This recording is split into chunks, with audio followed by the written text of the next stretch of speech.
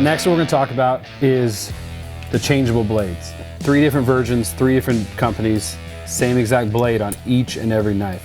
A lot of guys, once they're done with the blade, they'll simply just take the blade off if it's dull and they'll throw it away. But to save some money, these actually take a sharpen really, really quick and really easy. With our 20-degree guide on our field sharpener, we're gonna follow that guide. We're gonna go every other on the surgical grade steel. We're gonna do 5 times on each side. So 4, 5. That blade is now sharp enough to go back and get back on your elk hide. So instead of taking the extra minute and a half to change the blade, you could take 10 seconds, put a quick sharpen on that, get right back into your deer, get right back into your elk, get back into whatever you're doing, and you can check and see that it's super sharp. The same thing is gonna apply to any size. This is a little bit bigger blade on here. This is gonna be like the 60A, which is kind of your standard you're gonna get with most of these changeable blade knives.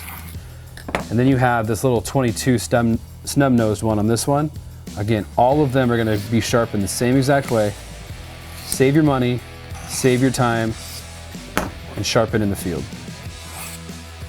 Plus, you're not packing out blades trying to figure out what to do with them. A lot of guys will shove them in the dirt. That's wrong. An animal can get hurt on them.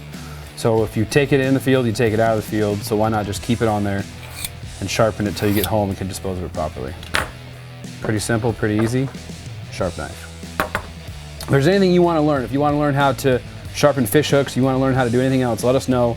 We're going to jump in these 101s. We're going to teach you how to do everything in the field and everything on the water. So have a good day.